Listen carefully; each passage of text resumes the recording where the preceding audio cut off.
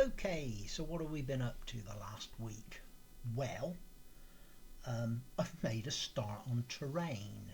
Now, terrain is something I've wanted to do ever since I started this project, to create a landscape that you can wander across.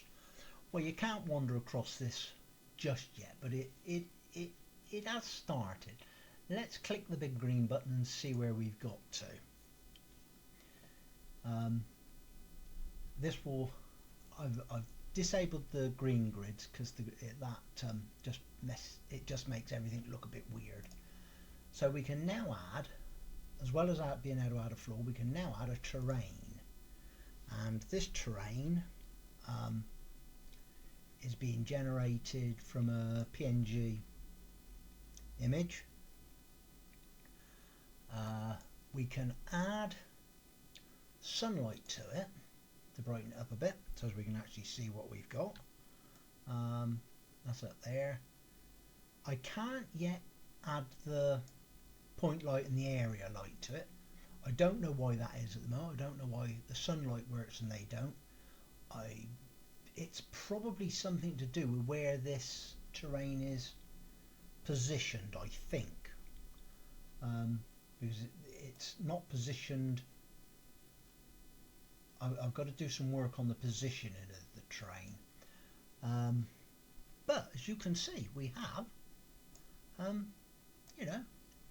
it's not the nicest terrain. It's all a bit chunky, but it's drawn the grid on there with all the different bits and pieces. It's all joined together. There's no holes in it.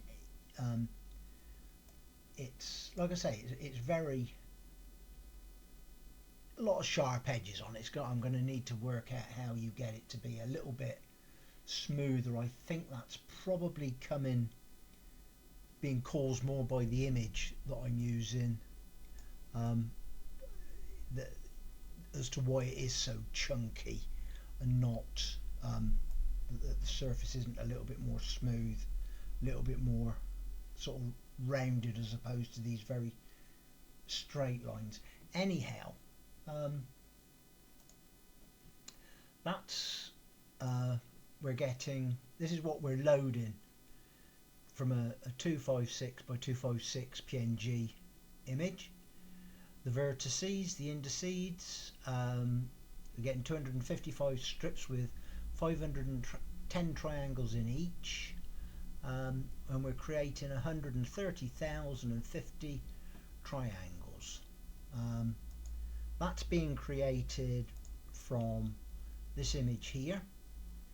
So 256 by 256 image. This is why I think it's so, the angles are so sharp on it, because you go from this, which is flat black, the black image is flat basically, and then as the color gradient goes up, that then makes the lumps and bumps that we need for good terrain, I suppose. But anyhow, it's working, it's doing what it's supposed to. That's done, basically all of it is done in here in my little terrain header. We set up the bits and pieces for the height and the width of the image and the number of channels in the image. We set up two vectors to push the vertices and indices back into. We get the data out of the image, width, height, channels, test if it's there, if not it fails. And then we come into this very complicated bit, which I am not going to profess I know exactly what it's doing, because I don't. This is this basically starts to set up all the different bits of information we need to get get it to build the meshes and all the sizes of stuff. And like I say, even though I've read through this 100 times, I don't quite understand all of it. I know we're affecting the height is obviously on the Y axis of the grid. This calculates the normals so as we can you put a texture on it. I have done this terrain once before in another project, but in that project it literally was a black model sort of thing. I couldn't get any of the other bits working on it. This is the first time I've managed to be able to get it to work so as it actually has a texture on it and light can affect it. That then comes down through here. We push the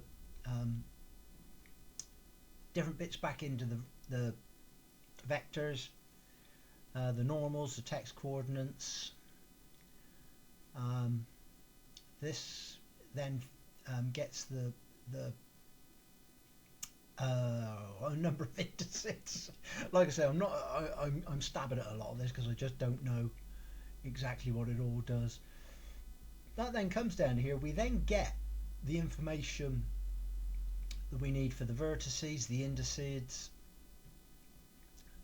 Then this basically becomes very similar to every other object I've drawn. There's not a great deal of difference on that. This is slightly different to what we've done before because this time we're drawing triangle strips as opposed to just triangles with the other objects that we put on screen. That then comes through to here where we render our terrain. This is pretty much identical to every other object I render on screen. I did have a problem with this when it very first started. For a few days I actually had the train working but couldn't see it on screen. All the information was correct, and I'd made a mistake in here of setting these thinking it's a train, it's going to need to be a large scale, and because what I was doing is I was putting it outside of the camera frustum so that you couldn't see the damn thing. So I've been banging my head against the wall for a few days until I suddenly worked out that that's the largest it can be, otherwise it goes outside of the camera view. Again, it's exactly the same as every other object I draw. The train is that's the putting the texture on it. This bit obviously doesn't work yet because we've not got an editor. That's coming next, I hope.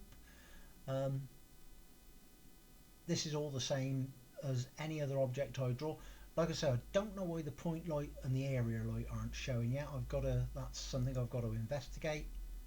That then comes to here, and we get what we get. That's it. I mean, I've had an amazing amount of fun doing this. I've had a bit of help from chat. It's helped me solve a couple of little problems I had with it. Like I say, I did have this working in another little project I had that I do, because I always have a test project that I start this in, and I did have it working in there, but I did have converting that code to this project did present me with some problems. So right, my next challenge now is to make it better. I want to be able to have an editor window that'll open.